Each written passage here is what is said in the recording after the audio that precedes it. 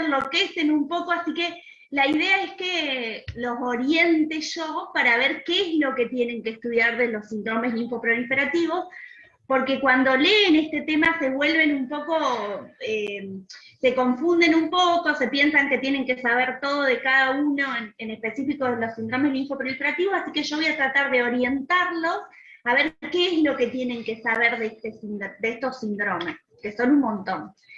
Lo primero que vamos a hacer es ver, cuando decimos un linfoproliferativo, porque abarca todo el linaje linfoide. Para hablar del linaje linfoide, vamos a hablar de los órganos. ¿Cuáles son los órganos linfoides? Los podemos dividir en primarios y secundarios.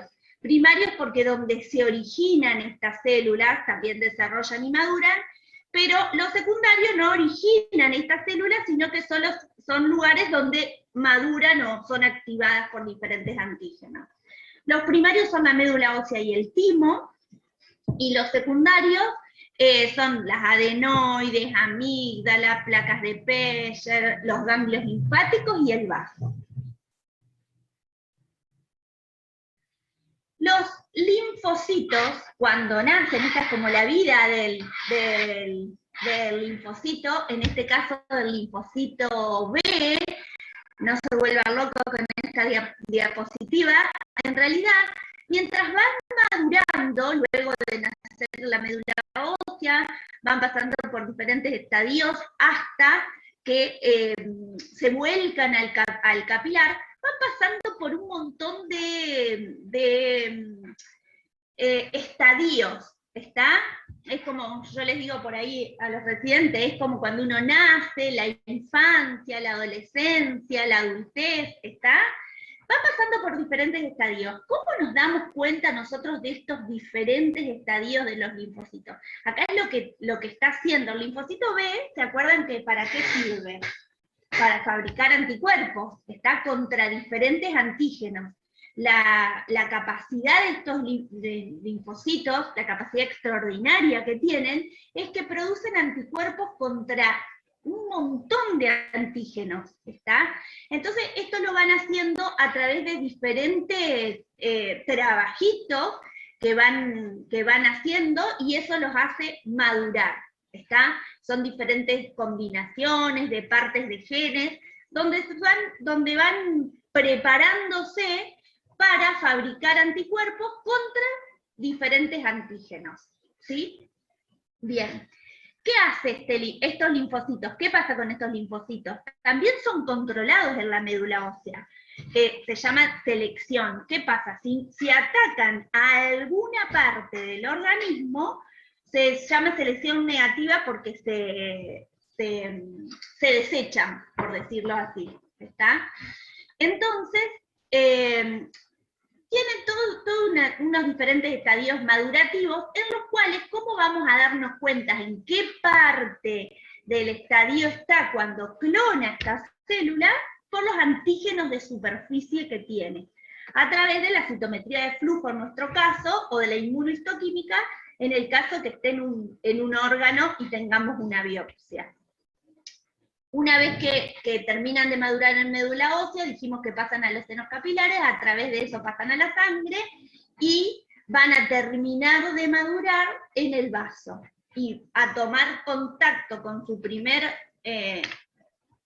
con sus antígenos en los ganglios linfáticos. A ver, ¿dónde paso? Ahí está. ¿Qué nos interesa a nosotros saber? ¿Qué manifestaciones clínicas va a tener un paciente? Eso era un poquito de repaso nomás de los linfocitos. Los B también tienen sus estadios madurativos, más cortitos que los T, perdón, tienen sus estadios madurativos, más cortitos que los B. Y a nosotros nos interesa saber cuándo vamos a sospechar que un paciente tiene un síndrome linfoproliferativo, ¿sí? ¿Qué manifestaciones clínicas nos van a hacer sospechar que el paciente tiene eso? Ustedes van a ver acá, para que no se vuelvan locos, estos son todos los tipos de síndromes linfoproliferativos que hay, ¿sí? Fíjense que son un montón. Lo vamos a dividir, esto es la clasificación de la WHO, perdón, tengo que permitir. esta es la clasificación de la WHO, que son un montón de tipos. Tienen que saber ustedes, por eso les digo yo que se vuelven locos, ¿tienen que saber ustedes todo esto? No. Lo que yo les quiero mostrar es toda la cantidad de tipos de linfoproliferativos tenemos, ¿sí? ¿Cómo los vamos a dividir a estos linfoproliferativos? Los vamos a dividir, ¿cómo se divide el linaje linfático normalmente? En B y en T. ¿Y se acuerdan cuando estuvimos hablando de leucemia aguda, o también estuvimos un poco hablando, y mañana lo vamos a repetir en el taller, con algunos de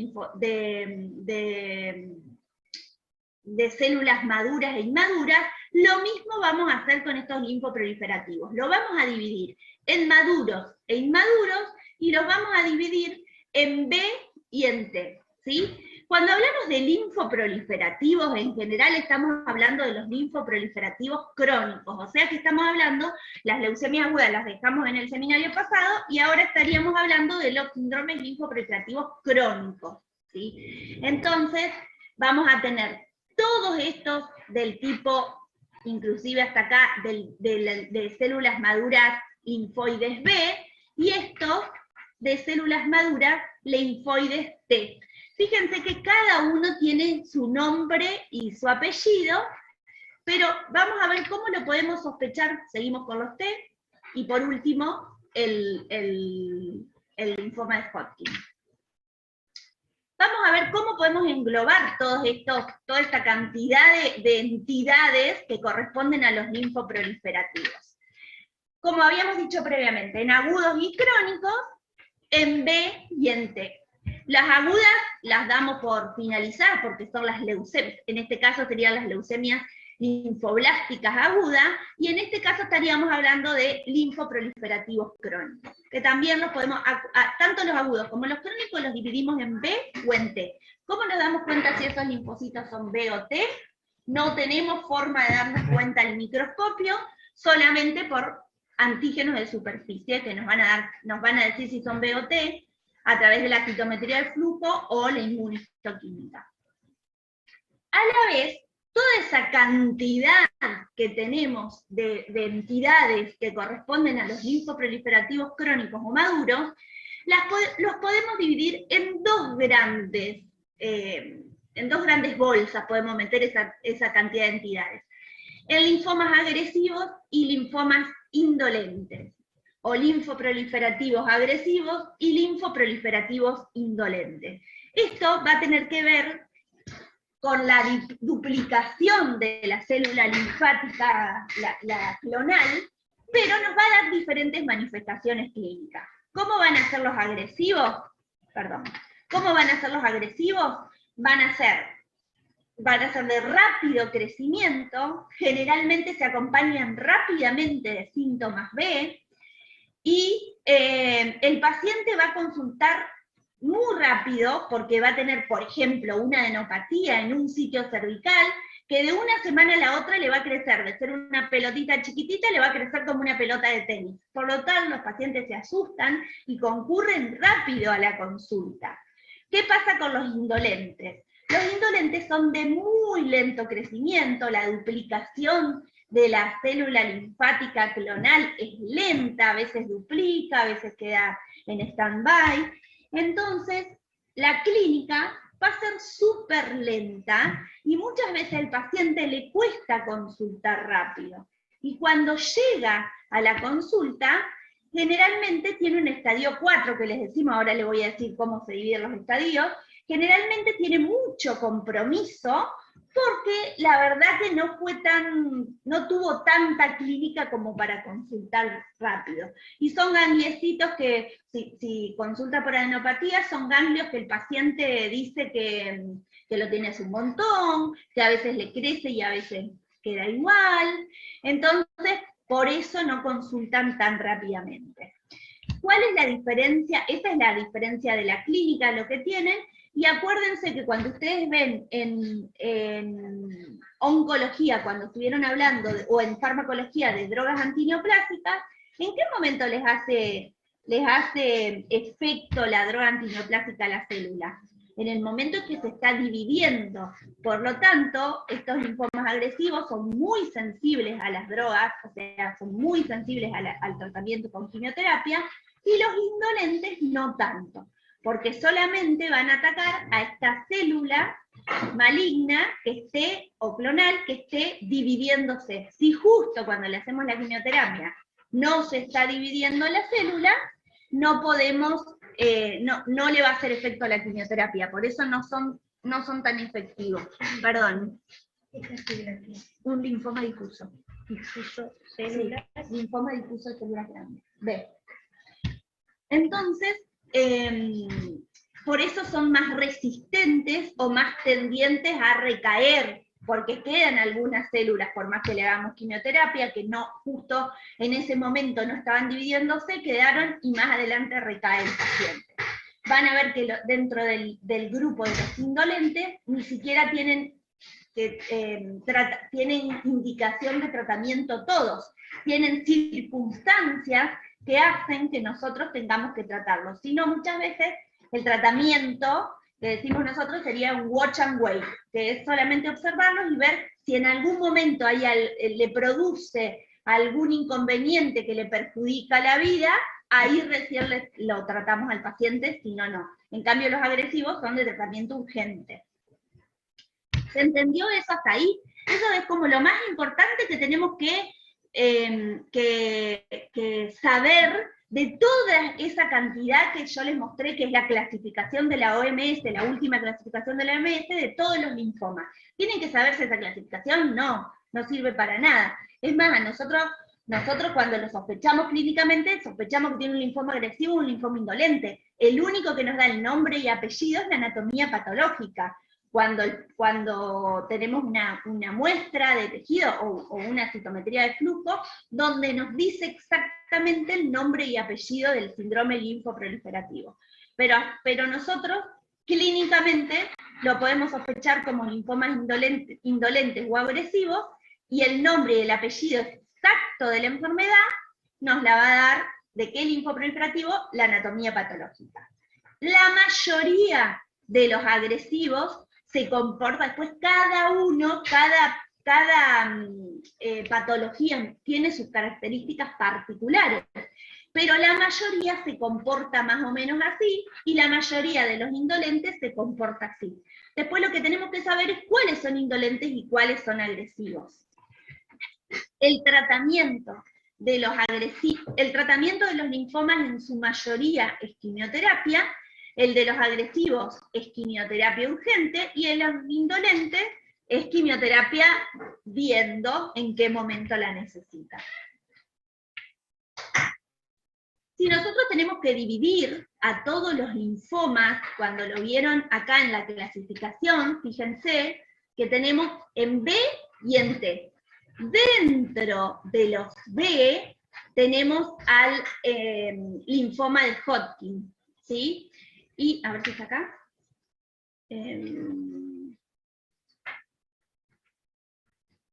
Bueno, estos son los inclasificables. Bueno, dentro de los B tenemos al linfoma de Hodgkin, pero ¿qué pasa? Nosotros solemos dividir a todos los linfomas solamente en Hodgkin y no Hodgkin. Acá tenemos todos los tipos de Hodgkin. ¿Qué pasa? Hay un tipo en particular que descubrió el señor Hodgkin, que se llama linfoma de Hodgkin, pero está dentro de los síndromes linfoproliferativos, y es un tipo particular, que se comporta en forma particular, pero es un solo tipo, está todo dentro. No es que solo los dividimos en Hodgkin y no Hodgkin, es más importante la división en agresivos e indolentes, y después, digamos, es como si yo les digo a ustedes, no sé, acá está Micaela, Gómez Micaela, que todos los de la comisión 5 y 6 son Gómez Micaela, y los no Gómez Micaela. ¿Está? ¿Se entiende? Es como decir, che, este es un tipo particular, y todo el resto no son este tipo, ¿sí? Lo mismo que yo les digo de la rotación por hematología, está Micaela, y todo el resto los no Micaela. ¿Se entendió eso con respecto a los Hodgkin y no Hodgkin? Cuando hablamos ¿Se entendió o alguna consulta hasta ahí? No, se entendió por ahora.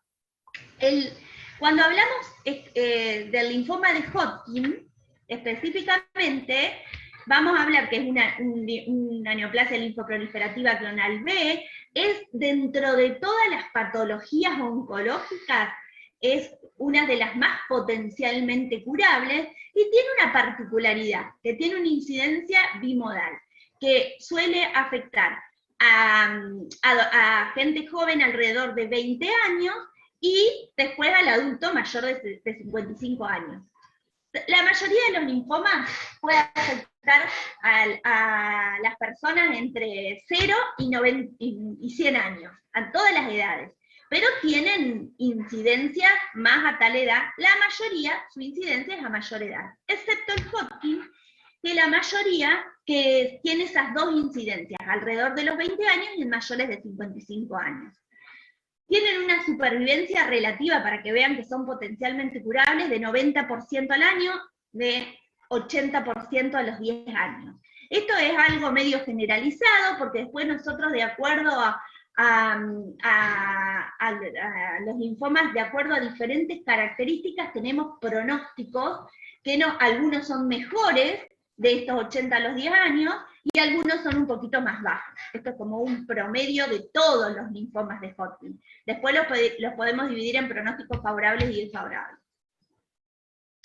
El diagnóstico de todos los linfomas, ustedes lo habrán visto cuando vieron adenopatía, que sí o sí tienen que hacer una biopsia, si pueden, excisional. Si es un ganglio demasiado grande y no pueden sacárselo, o compromete algún vaso importante y no pueden sacarle todo el ganglio, no importa, se saca, pero un buen pedazo para que se pueda ver, si es un ganglio, que se pueda ver la distorsión de la anatomía normal de ese ganglio, porque eso también nos va a ayudar a saber qué tipo, de toda esa cantidad de linfomas que había, qué tipo de linfoproliferativo es.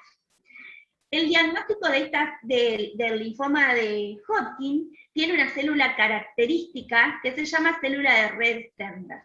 Esta célula de Redi-Sternberg, aunque puede existir en alguna que otra enfermedad, generalmente nos sirven a nosotros para el diagnóstico del linfoma.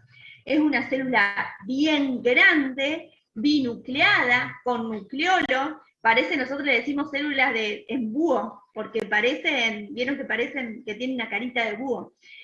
Esta célula se encuentra dentro de un colchón de células inflamatorias. A la vez podemos reconocer 4 variantes dentro de los linfomas Hodgkin clásicos. Bueno, no importa. 4 variantes. Las variantes generalmente nos cambian el pronóstico, pero no nos cambian el tratamiento. ¿Por qué decimos nosotros, por qué nos ponemos estrictos en que no sea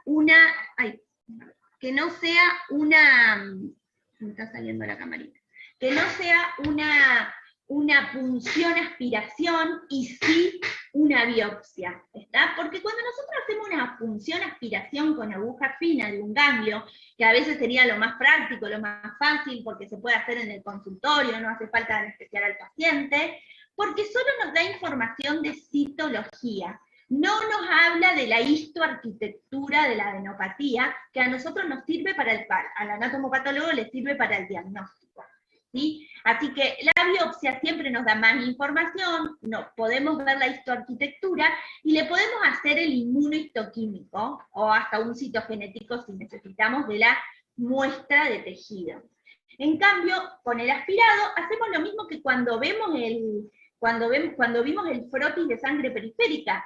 Tiramos las células es aspirado en un vidriecito, entonces lo extendemos, lo coloreamos y lo miramos al microscopio. Y eso nos va a decir generalmente que tenemos linfocitos.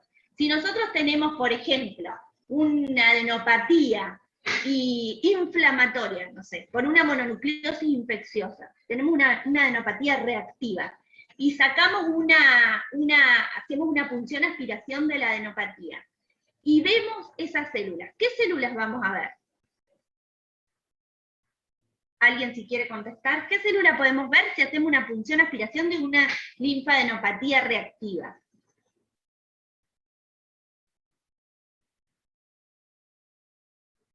Reactiva por cualquier cosa, reactiva. ¿Qué células vamos a ver? ¿Qué hay en el ganglio linfático? ¿Por qué está formado el ganglio linfático? ¿Por qué está formado? ¿Qué células hay? Puede haber linfocitos T y B y linfoblastos. Linfoblastos los tenemos en médula, ¿te acordás que Claro. cuando vimos la maduración, la mayoría eran médula, iban maduros directamente al linfocito? Después del linfocito van pasando por diferentes estadios mientras toman o no toman contacto con el antígeno.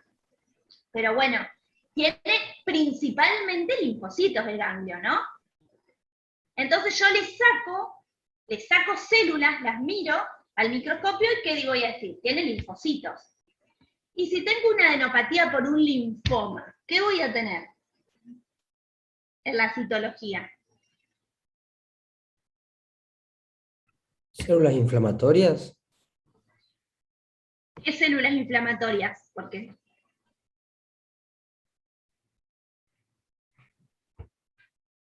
¿qué vamos a tener si tenemos un linfoma? Que son células clonales. El linfoma, la célula de red Stenberg. Y si es un Hodgkin, si no, no. Igual justo tenés que tener la suerte de aspirar justo una célula de Rie-Stenberg y nada más.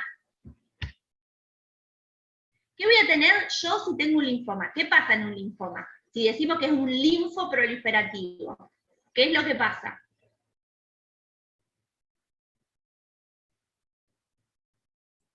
¿Ves distintos estadios de los linfocitos inmaduros? Sí, ¿por qué inmaduros? Si estamos hablando de linfoproliferativos crónicos, son maduros. ¿Por qué inmaduros? Clonan, cada uno clona. Si clona en el caso del linaje linfoide, clona en forma muy inmadura, tipo linfoblastos, es un síndrome linfoproliferativo agudo, es una leucemia aguda. En este caso, si clona un linfocito maduro, sería un linfoma.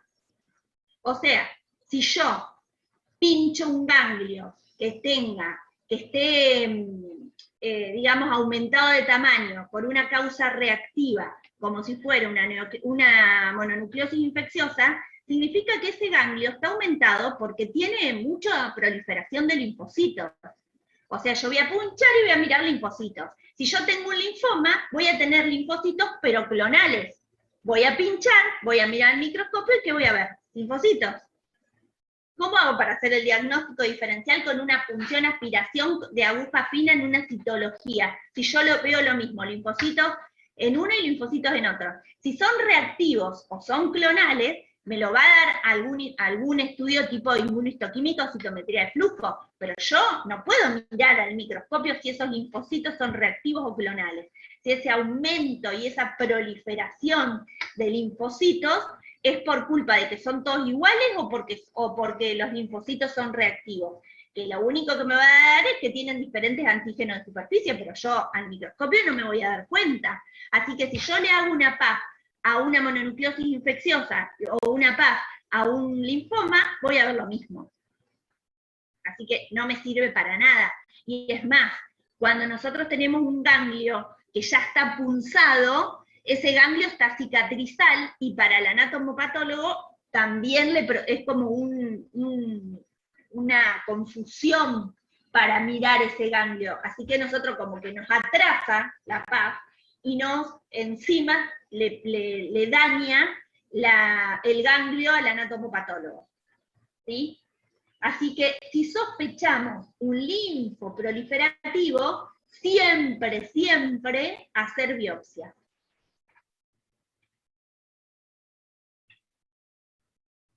Bueno, eso es lo que les dije. Si hay una sospecha de linfoma, sí o sí hacer una biopsia.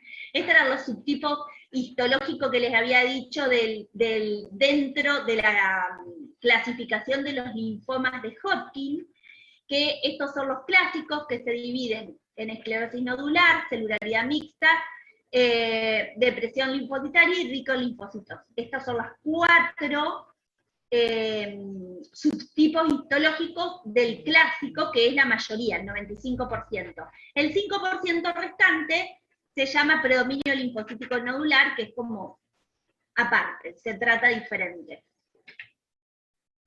El diagnóstico, como les dije previamente, siempre es con anatomía patológica y principalmente por la inmunohistoquímica. La característica de las células red Stenberg es que son CD15 positivas, CD30, PAX5. Me parece que no, ustedes no se tienen que acordar de todas estas características de memoria, pero yo se los cuento que es así como nosotros hacemos el diagnóstico. Recibimos la anatomía patológica, donde dice que se ven células que son CD15 positivas, CD30 positivas, PAX5 positivas, con el resto negativo, y ahí podemos hacer el diagnóstico de que el paciente, de que ese ganglio es un Hodgkin. El predominio linfocítico, así nos da el 95%, o los linfomas Hodgkin clásicos, y este es el predominio linfocítico, que era el 5% que quedaba. ¿Cómo lo estadificamos? Como ustedes habrán visto en oncología, siempre una vez que se tiene el diagnóstico de una patología maligna, se hace una estadificación. ¿Cómo lo estadificamos en este caso a los linfomas? Vamos a ver que la estadificación, tanto del Hodgkin como de los no Hodgkin, como de los agresivos, como los indolentes, todos se clasifican igual. Lo primero es saber si el paciente presenta o no síntomas B, que a eso le agregamos, le decimos que tiene un estadio tanto, que ahora le digo cómo es, un estadio, por ejemplo, 2B, o un estadio 2A. A si no presenta síntomas B, y B si tiene síntomas B. Acuérdense que los síntomas B son pérdida de peso de más del 10% del peso corporal total, como mucho en 6 meses. Nos fijamos al examen físico, cuántas adenopatías tiene. Bueno, ustedes vieron las características de las adenopatías en la clase de adenopatías seguramente, y nos fijamos qué grupos ganglionares tiene comprometido. Acuérdense que los grupos ganglionares superficiales son los únicos que nosotros podemos evaluar al examen físico, y después los grupos ganglionares profundos los vamos a evaluar con estudios de imágenes, como por ejemplo TAC de tórax, abdomen y pelvis con y sin contraste se pueden hacer. Le pedimos un laboratorio general porque necesitamos saber si el paciente, por ejemplo, tiene insuficiencia renal, tiene insuficiencia hepática, principalmente por los diferentes tratamientos. Serología, porque no es lo mismo no va a tener el mismo tratamiento, por ejemplo, si es HIV positivo o no. ¿Se acuerdan que hay muchos de estos linfoproliferativos que se asocian a los pacientes con HIV? No es lo mismo si el paciente tiene hepatitis B o C positiva, porque el tratamiento varía, o se hacen tratamientos específicos para que no se reactiven las hepatitis. Le hacemos una biopsia de médula ósea para ver si tiene o no compromiso. Si el paciente tuviera compromiso de médula ósea, sería un estadio 4 para nosotros. Le podemos hacer un PET, no sé, creo que ya habrán visto lo que es un PET en oncología a esta altura. Muchas veces se le hacen PET basal, que nos mejora la estadificación, porque hay veces que, digamos que se ven más cosas que solo con la tomografía, con el PET-TC. Nosotros acá en el hospital solemos no hacer el PET basal, sino que hacemos el PET al final de tratamiento para evaluar. Y ecocardiograma para ver la fracción de eyección, porque muchas de las drogas que usamos son cardiotóxicas. Y esta es la clasificación que usamos, que es muy fácil, usamos para todos los pacientes con linfoproliferativos. Estadio 1 es cuando tiene un solo grupo ganglionar, no quiere decir que un solo ganglio, sino que un solo grupo ganglionar comprometido, en este caso sería laterocervical. Estadio 2, cuando tiene 2 o más grupos ganglionares del mismo lado que el diafragma, en este caso laterocervical y medioespinal. Estadio 3, cuando tiene 2 o más grupos ganglionares afectados por arriba y por debajo del diafragma, en este caso retroperitoneales y laterocervicales, axilares. Y estadio 4, cuando hay afectación extraganglionar, como es como es el caso del hígado, o como es el caso de la médula ósea, o como si fuera el caso de si tuviera, no sé, en pulmón, en piel, en donde sea. Cuando tienen compromiso esplénico le agregamos, por ejemplo, ponemos estadio 2A si no tiene síntomas, B, 2, o por ejemplo estadio 4S con afectación esplénica, o E si tiene afectación extraganglionar, como por ejemplo piel o pulmón, y X le ponemos cuando tiene una masa voluminosa, que generalmente es por un conglomerado ganglionar, le decimos voluminosa o bulky, también lo van a leer, cuando tiene más de 10 centímetros, por imagen. Estos son los síntomas B que les había dicho, que era la pérdida de peso, la fiebre y la sudoración profusa. Cuando decimos sudoración profusa es que tiene que mojar la ropa que tiene tipo pijama para dormir o la ropa de cama como la sábana.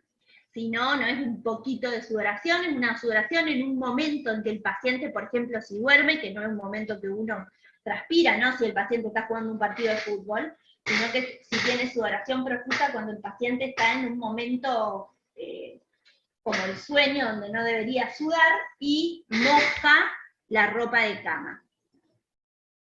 El tratamiento generalmente es con quimioterapia, usamos como esquema, ustedes pienso que no se tienen que acordar los esquemas, pero si lo quieren saber, usamos el esquema ABBD, que es A de adriamicina, que es el nombre comercial de una droga que se llama doxorubicina, B larga, que es una droga que se llama bleomicina, B corta, que es vinblastina, y D de dacarbacina.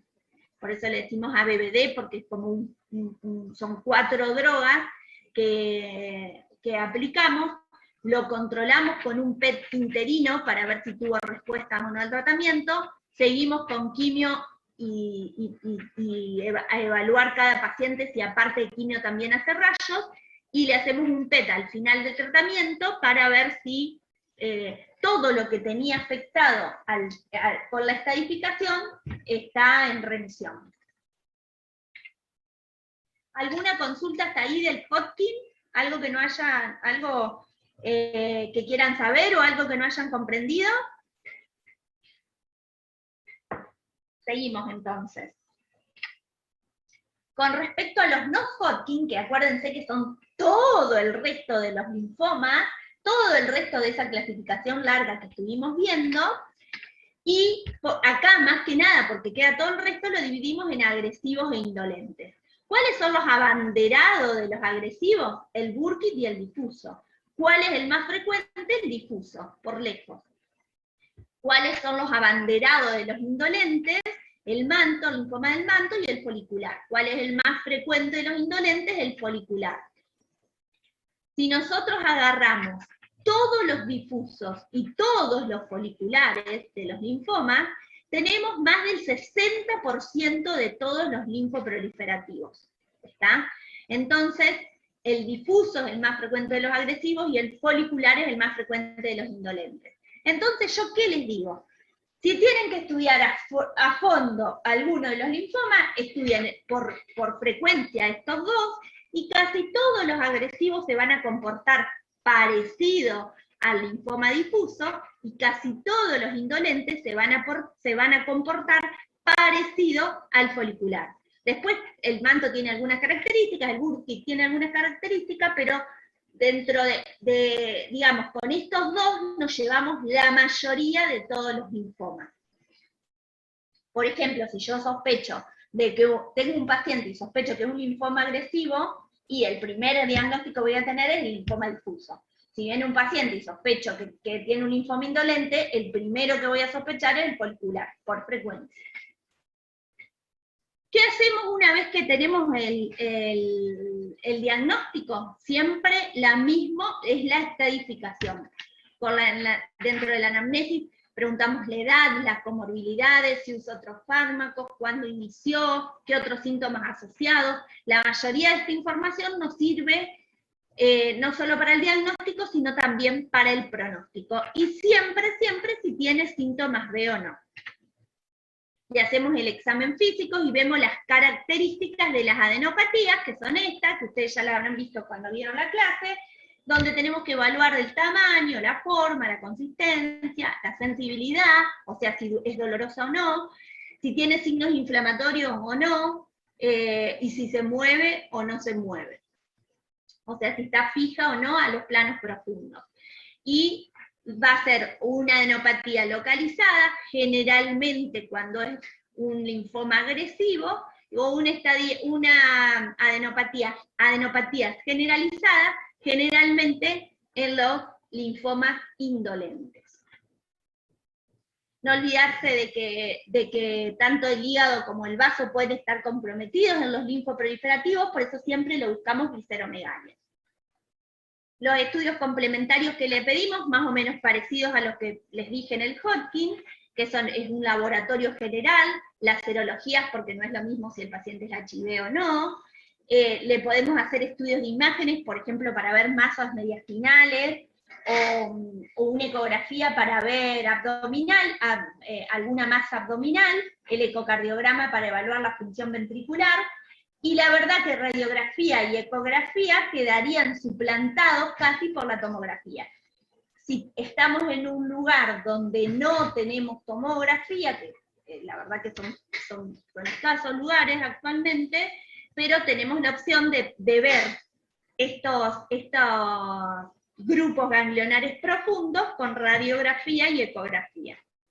Y siempre la biopsia de médula para evaluar si tiene o no compromiso de médula ósea. Bueno, esas son las serologías que pedimos. Y la misma estadificación que les dije previamente. En 1, 2, 3 y 4, A y B principalmente.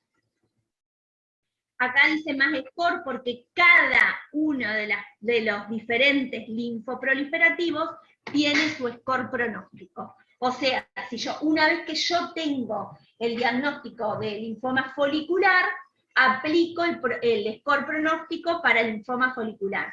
Si tengo un difuso, aplico el score pronóstico para el difuso. Si tengo un manto, el score pronóstico. Cada uno de las diferentes cuadros clínicos con nombre y apellido tienen su score pronóstico y su tratamiento.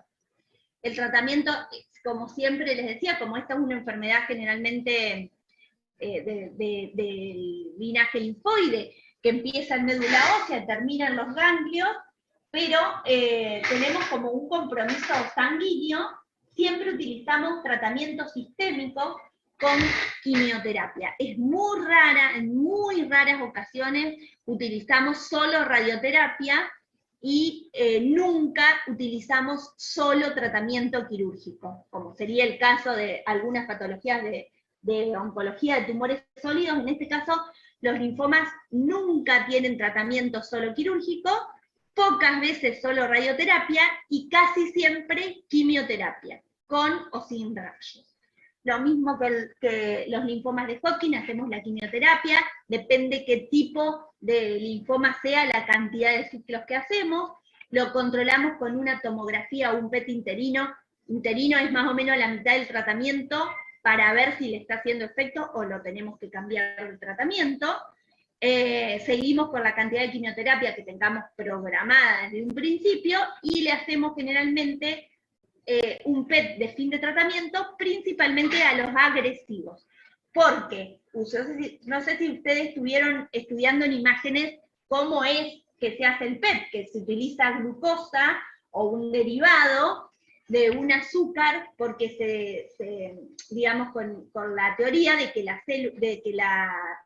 los tumores o los linfomas, la patología maligna, tiene que captar mucho azúcar porque trabaja un montón dividiéndose. Entonces los agresivos captan mucho y los indolentes captan poco. Así que a veces el PET no nos es tan útil a los indolentes, sí muy útil a los agresivos. En los indolentes porque no utilizan mucha glucosa porque no se están dividiendo mucho. Cuando nosotros hablamos de linfoproliferativos crónicos, vamos a tener dos diferentes manifestaciones clínicas. Si estamos hablando de linfocitos, y decimos que los linfocitos, principalmente, ¿dónde están?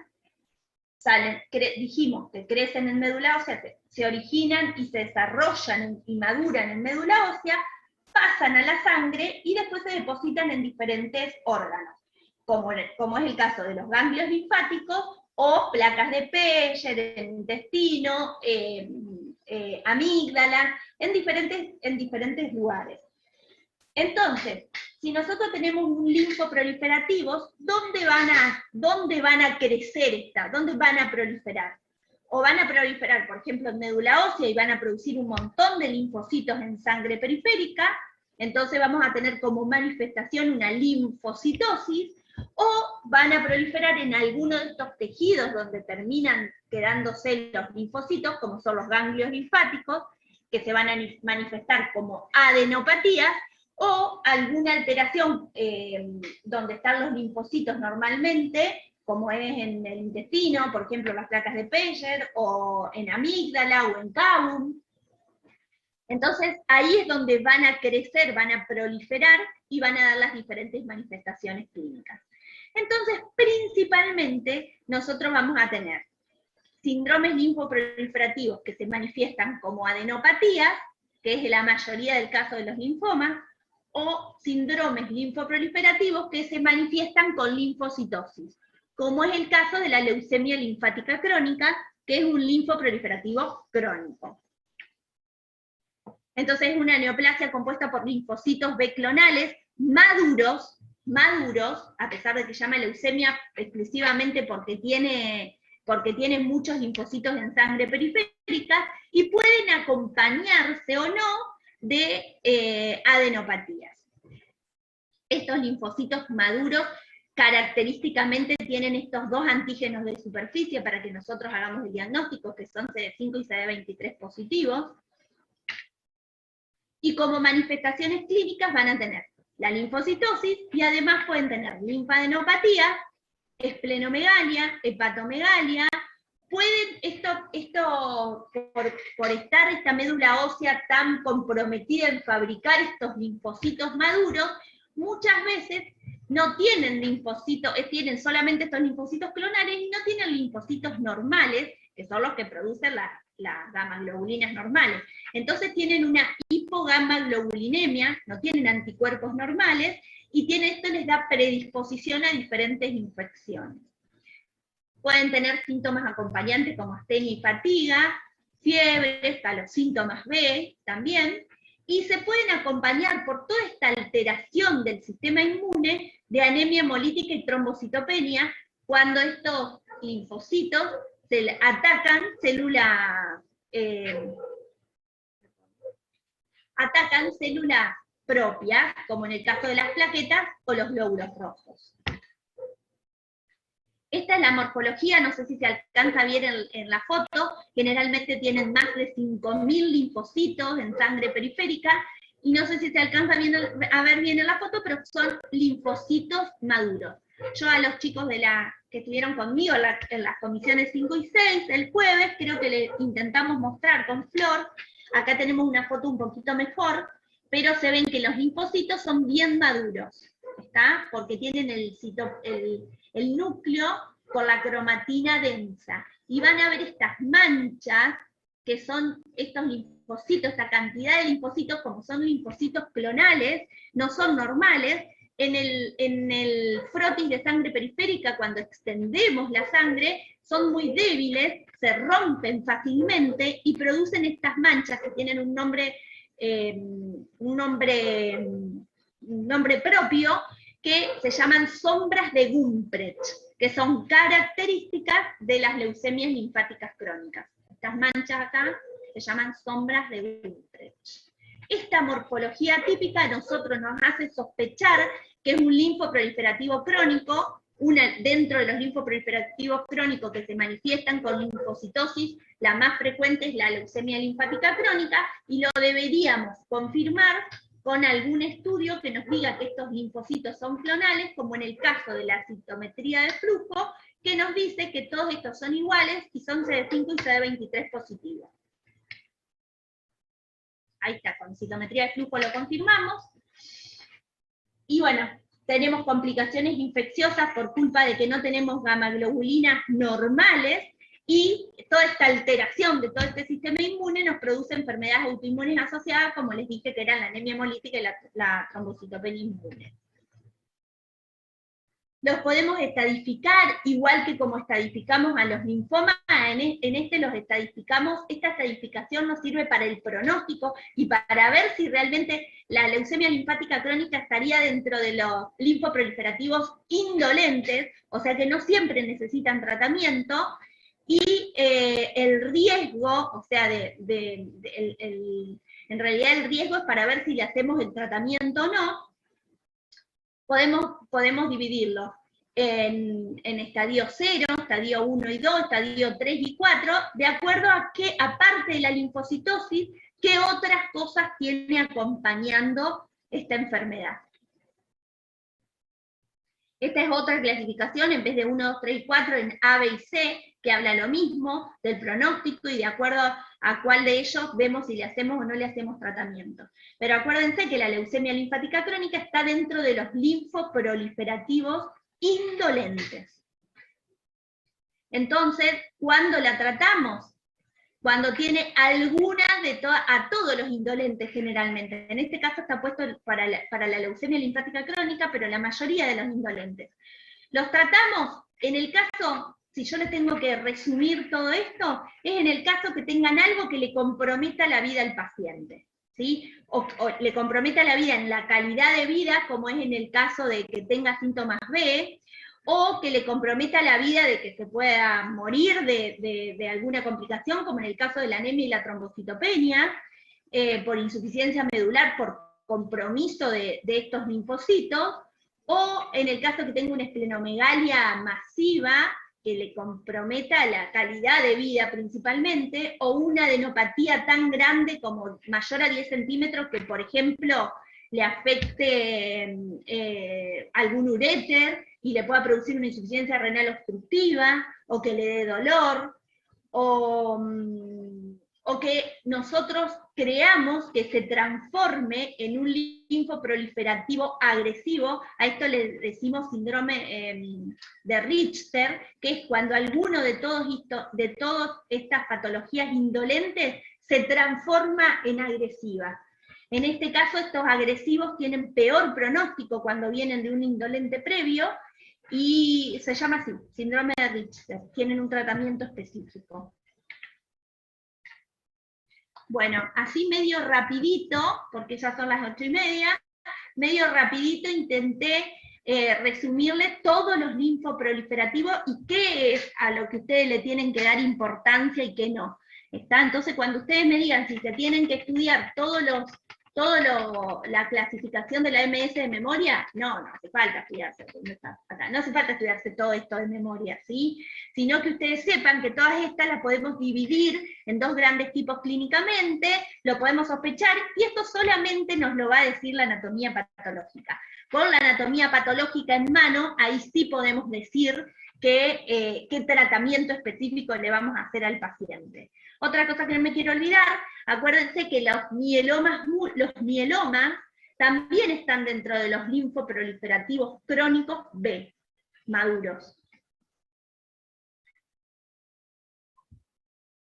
¿Alguna pregunta? No. Algo que no les haya quedado claro, sino igual con el correr de los días, cuando ustedes vayan estudiando todo esto, a lo mejor se les ocurren preguntas y nos van preguntando, ¿sí? Mañana vale. Creo que mañana es el taller. Sí, mañana tengo taller.